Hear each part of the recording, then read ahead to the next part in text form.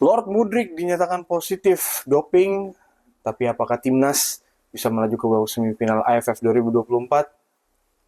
Mari kita bahas. Ya, balik lagi di channel gue, Dave Revli. Kali ini gue pengen ngebahas 2 atau mungkin 3 pembahasan ya tentang Lord Mudryk, dan juga ada FIFA Best Player of the Years ya, udah keluar tadi malam.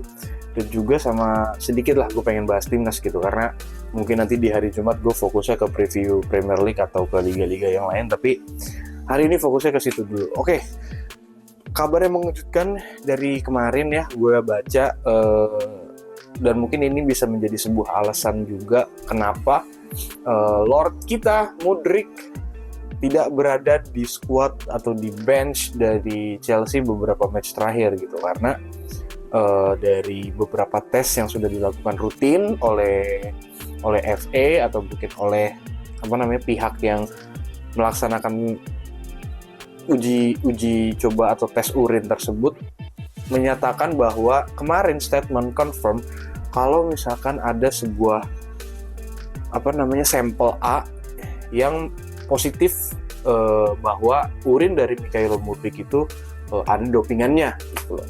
Kasarnya kayak gitulah gitu.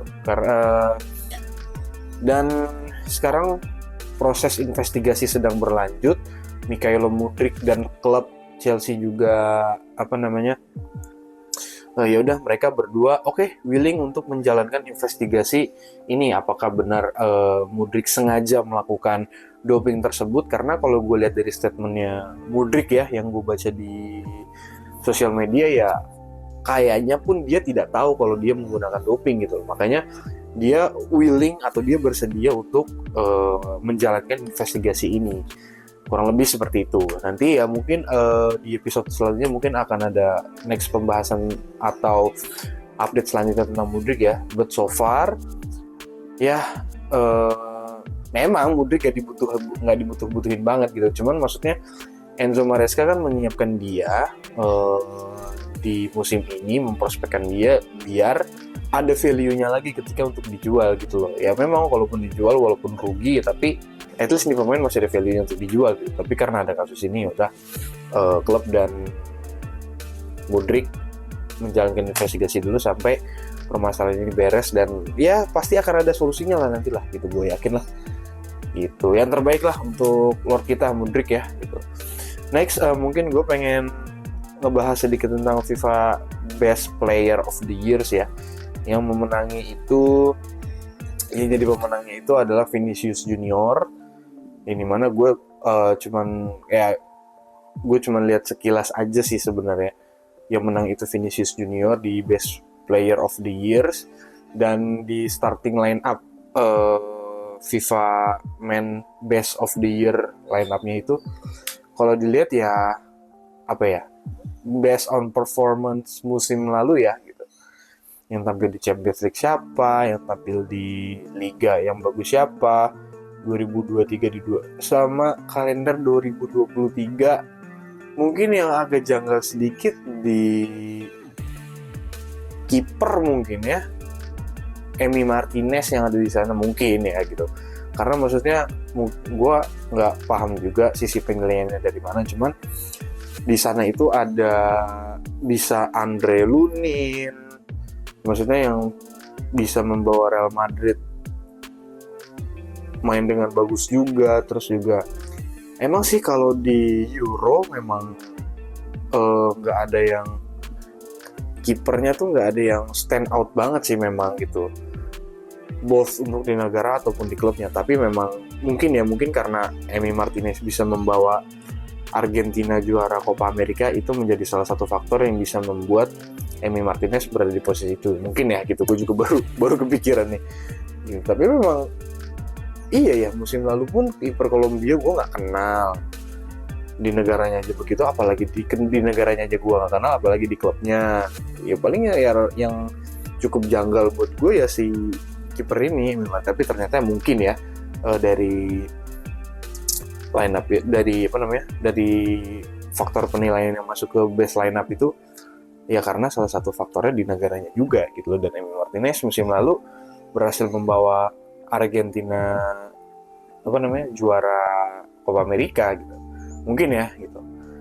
Selebihnya gue nggak ada masalah, tapi yang menunjukkan nggak ada Mbappe di sana. Memang ya Mbappe kan musim lalu prestasinya nggak ada ya gitu. Selain membawa PSG juara Liga Prancis kan, ya itu memang sudah musim-musim gitu. Jadi bukan hal yang mengejutkan atau bukan hal yang yang baru lah yang ditunjukkan oleh Mbappe gitu. Jadi it's not a big problem gitu. Itu sih yang mengejutkan, nggak ada Mbappe sih di situ. Nggak ada Mbappe, nggak ada Musiala, nggak ada Florian Wirtz, nggak ada Saka, Odegaard di situ. Ya pemain dengan nama besar juga.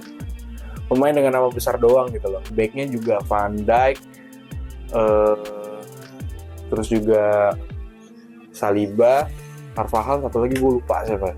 Tengahnya Toni Kroos, Rodri, satu lagi gue juga lupa.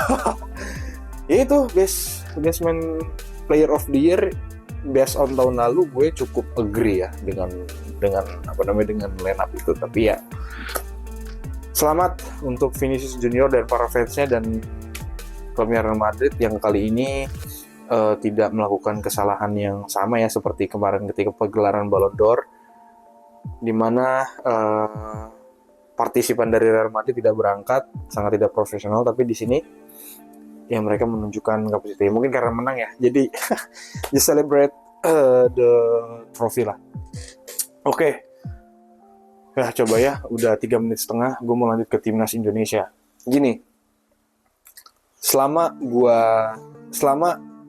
pasca pertandingan Vietnam lawan Indonesia kemarin, banyak perdebatan dan banyak noise atau bising di luar sana. Ada yang sebel sama pemain, ada yang sebel sama pelatih, ada yang sebel sama timnas ini, semuanya lah. Tapi poin gue yang mau gue sampaikan di sini adalah, gue dari awal stance gue kepada timnas ini yaitu nggak berekspektasi. Ketika melawan Myanmar pun, gue sempat menaruh harapan dan ekspektasi di titik sekian lah. Tapi ketika gue melihat match pertama, gini, di semua ajang, di semua kompetisi, di semua hal yang baru yang belum gue lihat sebelumnya, selalu gue nilai dari match pertama. Mau pelatih baru, mau klub dengan pemain baru, mau timnas dengan skuad yang baru, mau apapun semua yang baru, selalu gue lihat dan gue nilai dari match pertama. Begitu gue lihat match pertama Myanmar melawan Indonesia kemarin, gue langsung oke, ini skuad nggak bisa diharapkan. Tapi apakah mereka punya harapan? Punya. Apakah mereka bisa melakukannya? Bisa. Tapi apa faktor yang bisa membuat mereka terhambat sehingga mereka nggak keluar gitu potensinya? Ya berbagai macam faktor. Mungkin mereka cuma dapat training camp, nggak ada friendly match atau match tertutup untuk mereka mengembangkan atau mengeluarkan match fitnessnya mungkin, atau chemistry-nya gitu. Dan chemistry mereka itu baru terbentuk di match ketiga lawan Vietnam, gue rasa. Ketika terutama di sisi pertahanan ya, gitu loh. Membangun chemistry aja baru muncul di match ketiga gitu. Bagaimana lu membangun serangan, bagaimana lu melakukan transisi. Jadi buat gue, match pertama pun ekspektasi dan harapan gue udah drop gitu, dan gue pengen melihat timnas ini melaju sejauh mungkin gitu loh. Walaupun dari sisi permainan nggak kelihatan bagus, nggak menghibur, nggak menyerang, nggak apa, tapi at least gue bisa melihat sisi positif dari jalannya timnas kita di AFF, yaitu pertahanan kita udah cukup solid, terbukti melawan Vietnam. Yang kedua adalah mentalitas, fighting spirit, daya juang. Yang penting itu dulu. Ya karena kita tahu ini squad yang mostly atau dominan muda, sebagian besar muda, yang dimana mereka mungkin baru dapat caps pertamanya di level timnas senior ya di AFF ini gitu. Jadi ya buat gue ini untuk membangun mental dan daya juang mereka, ya itu yang gue lihat sisi positif dan yang gue harapkan dari timnas ini. Ya semoga besok ketika melawan Filipina Marcelino kemungkinan sudah bisa main lagi. Gue harap Sintayong bisa menurunkan best starting line up. Yang maksudnya udah nggak usah ada uji coba mau eksperimen lawan pasang siapa lagi gitu. Pasang starting line up yang firm, dan mereka gue yakin pasti akan menunjukkan yang terbaik gitu. Karena buat mereka juga, buat kita semua, apalagi buat mereka, besok itu adalah penentuan gitu loh. Mental nih pemain tuh diuji besok gitu loh. Yang ya di setiap pertandingan sih, cuman yang paling besar ya mungkin besok gitu loh. So far ya.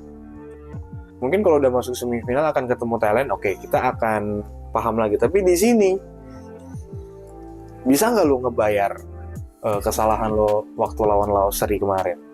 Nah ini kita lihat di hari Sabtu nanti melawan Filipina gitu. Jadi ya gue harap kalian yang nonton ini, nggak tahu ada berapa orang yang nonton ini, semoga timnas kita bisa menunjukkan yang terbaik. Gue pengen minta support kalian semua untuk timnas kita nanti yang bermain di Manahan Solo, dan ya kita support dan doakan timnas kita yang terbaik supaya bisa melaju ke babak semifinal AFF.